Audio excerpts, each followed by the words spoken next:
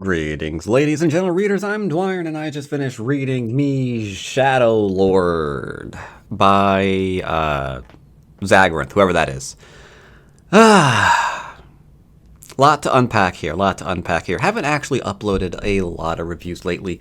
Oh, I've been a little bit busy with other things. I haven't actually been able to read quite as much as I would like. Those of you who follow my main stuff know it's because, one, I'm doing a lot of the Go stuff right now, obviously, still.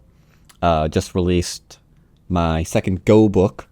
But another reason is because I've been writing my own, and that's fantasy, that is, and it's taken up a lot of my time. So I wanted to halt all that stuff for a while, enjoy some books, and I have unfortunately am 0 for 2 on what I'm choosing. Here you can see we've got a nice flashy #1 bestseller here. So I thought, okay, even though there's like stark warning signs all over this book, right? Extreme warning signs, like you've got the Shadow Lord, very, very edgy title. And then you have Mr. Edgeman McGee over here. Again, super, super edgy MC. Like, seriously, if this cover had any more edges, then it would cut me through my screen. And to be honest, again, even the title gives warning signs, but I ignored all of that. I'm like, okay, it's a bestseller. And then I scrolled down, and it's like, okay, sure, it's not doing too bad. There's a lot of weird stuff going on with this one. I DNF'd it about 60% through. I think I'm 60% through. Let me check my actual percentage in my Kindle. Because, yeah, I'm completely over this book. I'm absolutely, absolutely over it. Let's check. Check. I deleted it. Okay. Yeah, I think that's pretty over it, don't you? Yeah, I didn't finish it. That's pretty over it. So, what is this book? Why did I not finish it? I mean, for starters, let me just say, I'm almost positive that this author is publishing other Litrpg books, and he changed his name. So much of this felt like I felt like I read this style of writing before, you know? There's some like word choice, and it's like, God, where have I heard that before? Like, I've seen this line almost delivered word for word somewhere else, you know? So I'm not 100% on it, but I feel like he's written other things and he's changed his name for some reason. I don't know why. Could be wrong on that. Who knows? It does, or it is absolutely trying to be a cross between Primal Hunter and the Grand Game. Primal Hunter, of course, being, tip top. Everyone recommends it. Grand Game, in my opinion, is better than Primal Hunter. People don't recommend that one as heavily, but that's my go-to preferred. And that made me start thinking, did someone load Primal Hunter and the Grand Game into an LLM and come out with this? Is that why it's so familiar? Like, there's so many questions. I would love to just like shoot so many questions to the author about how this book exactly came about. But all of that aside, that's not why I DNF'd it. Essentially, we have a classic. You know that I've said in the past that romanticy is aimed particularly at females, the female reader, and there are a whole slew of tropes that they kind of push onto them to sell paper. This one is doing that very, very, very obviously to the male reader, or what they think the male reader wants to read. For example, this starts off with the main character being Gym Bro, right? They makes the note like, yeah, always hits the gym, right? So he must be, fairly fit, maybe somewhat jacked main character. Okay, great. He's also a nerd that plays RPG, tabletop, right? So it's like, okay, got it. So now we've got the Gym Bro nerd. And also, the Gym Bro nerd takes fencing lessons. It's like, okay, I got it. Super in shape guy. Super nerd, so he knows all about RPGs, and he already knows how to fight. Okay, any other stupid tropes that you want to put in here? Yeah, man, he's just overlooked by his peers, man. No one takes notice of the super fit, smart individual walking amongst them, either, in school or in their job. Yeah, no one notices a person like that. Yeah, no one takes notice of that kind of guy. It's like, okay, okay, okay, got it, got it, got it. So here's a question for you.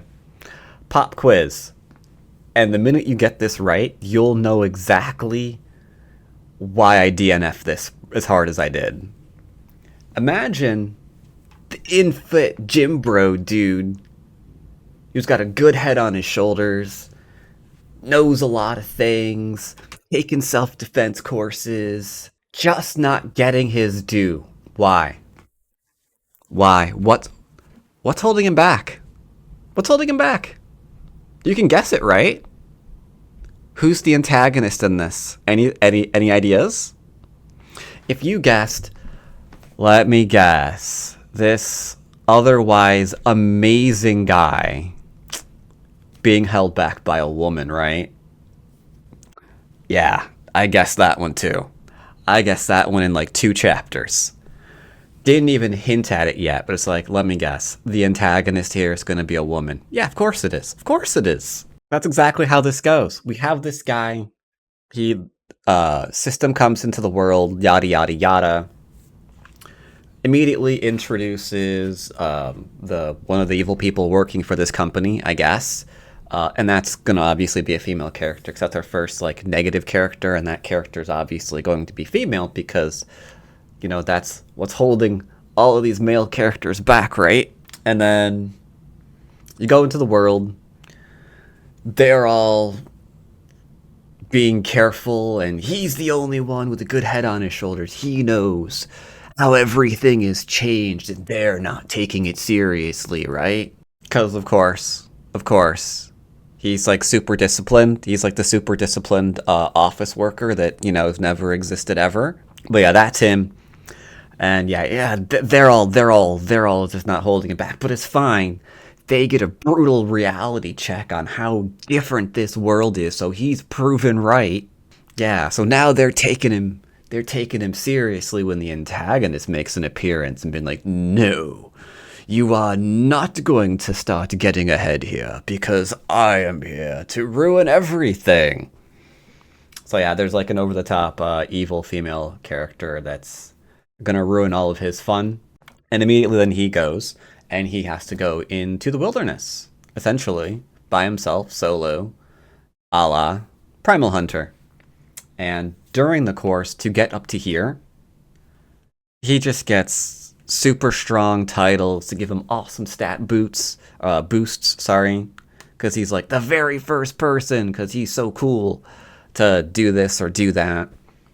And then he finds something really, really super secret that gives him really good strength, and yeah, now he's doing more, and then he's getting more super secret stuff, and that's cool too, and then he's getting like a mythical grade weapon, because of course he is, and then he's getting noticed by gods, because of course he is, because remember, this guy's, he's like super omega alpha dude, right?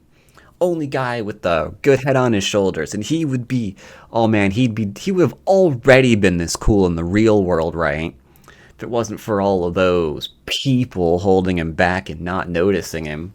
So yeah, it's an absolute joke. It is such an absolute joke. Oh my god. Now, the thing is, it could be forgiven if it was interesting beyond that. But it's not. Because you go page after page after page of him just sitting there going, do I want this skill or do I want that skill? This skill will do this, that skill will do that. I mean, I could use this skill in this way, this skill in that way, because I could see myself doing exposition dump this stuff with this skill, new page. Or I could take this skill because this skill's going to do that. And oh my, Jesus Christ. There are some chapters here with 3 stat dumps. where the main character has a reason to just like look at his profile all over again while thinking about all the skills, and then he like levels up again, and it's like, now we got to think about the skills all over again. It's like, you're that stupid. I hate it when authors do this because only dumb people fall for this. Because there's no choice. There is no choice. It's not like an author is actually sitting down, has a list of skills that someone else shown them, and then they have to decide what they're going to pick based on what they didn't know about for how to continue progressing the character. They already know that. There is no skill choice here. Authors already decided how the character is going to be developed, and the skill choice, just skip it. It's all irrelevant.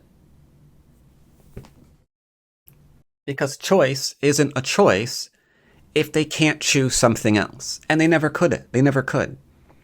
And it's not like they're like, all right, and now I'm going to literally roll dice to see which of the skills that maybe I came up with that the character's going to choose, right? And then you'd have to decide how the story's actually going to progress based on the random selection of the skill that was essentially just forced on the author's character, right? It's nothing like that. It's nothing like that at all. So it just eats up words. 673 pages. I'm not saying you could cut that in half if you eliminated all of the agonizing skill choice, but it would probably be down to 500 something. It would probably be down to 500 something. Easy peasy. Easy peasy. So let's see. If this is 673 pages, I got about 60% through. So I would say 350-ish. Page 350 by the time I gave up on it. He was like making his way through a dungeon. He found like some god, and the god, of course, gave him more cool stuff because obviously he does. And then on top of all of that, you've got people that are just like not really acting as they should, because he's like really, really pissed at hour one. They aren't, buckled down and out slaughtering their way through everything, or, double or like second guessing their decisions. By day two, a bunch of murderous assassin guilds kind of sort of thing have already been established. And they're like already out hunting other people, because these books always do that. We go from real world, where no one would act this way, to everybody acting this way in the space of 24 hours. Which, again, I think there have actually been studies on this to show that it wouldn't go down that way. But here we're supposed to believe within the first 6 hours, oh yeah, we got headhunting parties moving out, just like capping fools. So okay, now I know what the author would probably how the author would probably defend this. The author would probably defend this by saying, well, you gotta remember the prisons are also placed out there now too. So the people in prisons would absolutely start doing this immediately. Yeah, no, not really, because violent crime's been down pretty much everywhere for the last who knows how long, at least 20 years. So a lot of the prisons aren't, filled with a bunch of really, psychopathic murderers and whatever. And if everybody is on a even playing field again, which they are, they couldn't just, go crazy and start stabbing someone else, because the person that you're trying to start stabbing, they got magical abilities too. That's not gonna go well, especially when you're outnumbered. So it's just weird. It's just weird. It's crazy. Let's see, what else? Oh, right. Another thing is the very obvious way in which the main character is making their decisions, because they already have the knowledge that the author does. Right from the start. They're like, ooh, it's really important that I choose a class that can solo. Why? Why? You don't know where you're ending up. Are you stupid? You've no idea. If we're taking this at face value, that this character is in a new world, being introduced to all new stuff, never heard or seen it before, has no idea what's happening next, has no idea if he can even solo anything ever. Why would you think that? It's like, because I have played an RPG before. Which one? Which one? Warcraft? Because World of Warcraft, all of the important content, you need a lot of people for. Didn't play that one, did you? So which one? Final Fantasy 11? In that one, right off the bat, you needed a party. Otherwise, you couldn't kill a single mob. So which one? Which one did you play in which one character can solo everything? Doesn't really go well, does it? In fact, I would have given this a 10 out of 10 if this Shadow Lord picked his class for soloing, because he's, going to be, good old Alpha Chad, right? And he's going to do everything by himself. And then he found out he couldn't. That would be, that would have been amazing. If he's like, all right, I'm going to forget these people, man. They're only holding me back. I'm going to, bam, splat. I'm going to go back to my group because that crap's hard. That would have been hilarious. That would have been hilarious if they wound up in that kind of an RPG where you just learned, oh, well, it looks like I didn't know everything after all. Because that would have been 100% more believable than anything that occurs in this book. But of course, no one actually writes that because this is supposed to be like, let's just say, a kind of male fantasy where they've got all the answers and they don't need anybody else and blah de blah de blah de blah de blah. So yeah, hard skip. Zagrinth, I hope I don't encounter your writing again. And I'm definitely ignoring this. Yeah, DNF'd it. Sorry. No. Gritty combat, high stakes. No, there aren't. No, there aren't. It's not gritty combat with high stakes. There's no stakes. There's no stakes. He's not fighting for anything. He's fighting for himself. How is it high stakes when you're literally not fighting for anything but yourself? So you can kind of see. And remember, this is a blurb the author wrote. It's not like generated by like a reviewer or whatever. So this is what he wants to believe that he's writing, but he's not writing that. Immersive storytelling? No, it isn't. It's not immersive storytelling when the main character has all of the answers already. Has all of the answers, never makes a mistake. It's just all of the other people doesn't understand how amazing he is. It's not immersive. Superhuman abilities against overpowered foes. You mean like all the higher level ones that he kills just like that? Is that where the greedy combat comes in? Where he's just like, hey, yeah, I just killed things over my level because I'm just that darn amazing. Is that where it is? Like, no, if you like gritty combat, if you like high stakes, and if you like an immersive world and strong foes, you're going to not like this book. Because none of this that he wants to believe is in his book is actually in his book. Oops. So yeah. Shadow Lord. It's my review of it. 0 for 2. I'm 0 for 2. Guess I'll go try to find something else that doesn't suck. Or maybe I'll just go reread something that I know is good. I'm really in the mood for something that's really good. And I'm a little bit upset right now that 2 weekends I've spent trying to find something new that meets that failed both times. Maybe third time's the charm. We'll see. Either way, it's my review.